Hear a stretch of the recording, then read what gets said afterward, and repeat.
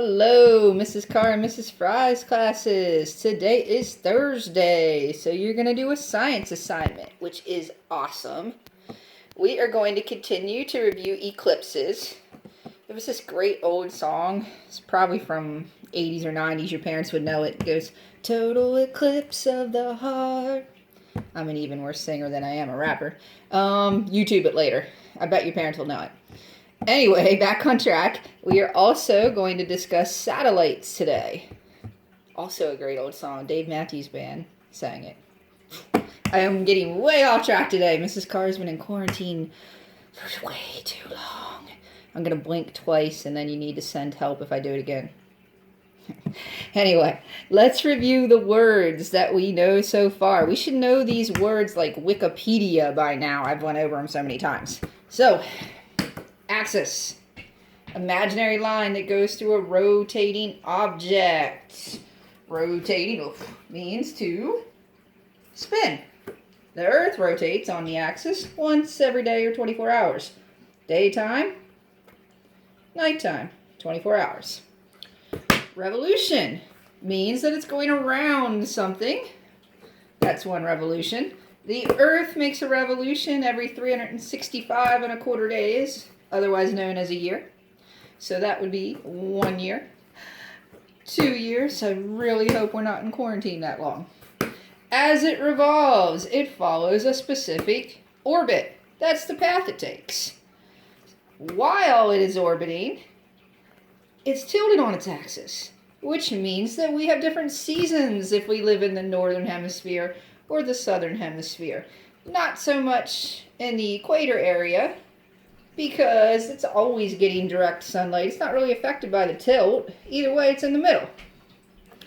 Northern hemisphere experiences summer when it's tilted more towards the sun and gets direct rays of sunlight. 6 months later, it's experiencing winter because now the southern hemisphere is tilted more towards the sun and getting direct sunlight, and the northern hemisphere would be getting indirect sunlight. Yes, throughout the times we also experiencing fall and spring as we are revolving as well, all based on the tilt of the axis. That is the reason for the season. The other day we started to talk about eclipses. We talked about a lunar eclipse. We talked about a solar eclipse. Remember, eclipse basically means to block. What is it blocking? It's blocking the sun's light. Sometimes it blocks light to the earth, sometimes to the moon. Depends on what type of eclipse it is. If it is a lunar eclipse, that means, you guys are the sun right now, that the earth and the moon are lined up in their orbit so that the earth is completely blocking sunlight to the moon. So this doesn't happen that often, about twice a year, because think about it.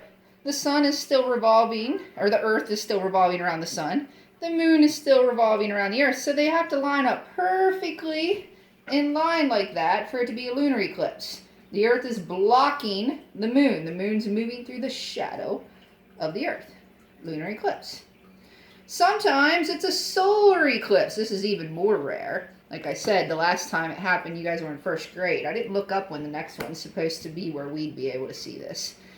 Right? But during a solar eclipse, the moon happens to line up in its revolution with the earth so that it's blocking sunlight to parts of the earth. It can't block sunlight to all of the earth because the moon is much smaller than the earth.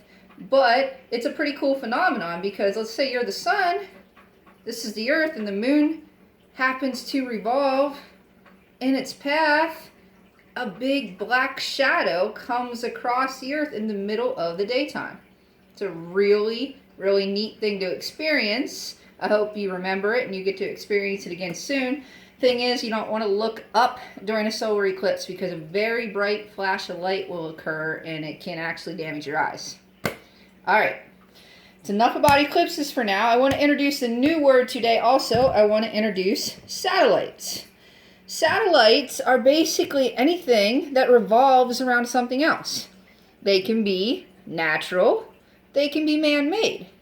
Natural satellites would include things like our planets, because our planets are all revolving around the sun in their own orbits. Or the moon, is a natural satellite of the Earth because it revolves around the Earth. We tend to think of satellites as man-made things. So look at my picture here. You can see satellites have two categories. The natural ones, like I talked about, that's the moon. But we tend to think about artificial or man-made satellites. We use satellites up revolving in space because we use the signals that we bounce off of satellites for a lot of different things. Think about things that you probably use every day that use signals from artificial satellites in space. I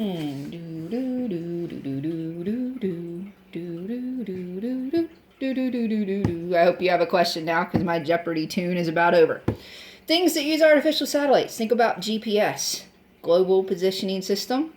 That's how it knows where you are when you're in the vehicle with your parents. It's not magic. It's a GPS. It's using a satellite. It's bouncing signals off of a satellite in space. Thinking about satellite TV, some of you might use. Satellite radio, XM radio. Cell phones use signals from satellites sometimes. So lots of different things are using satellites. That's just a few quick examples. Satellites, once again, can be natural.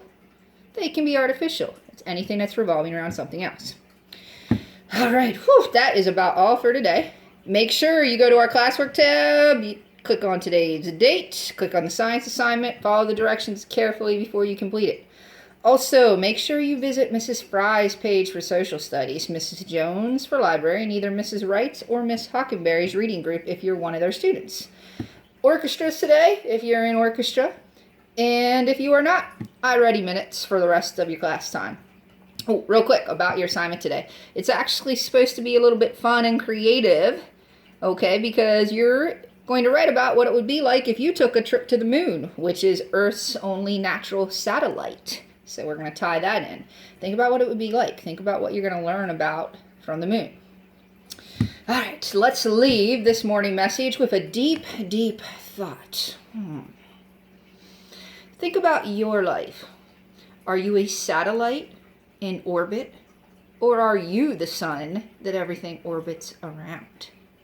All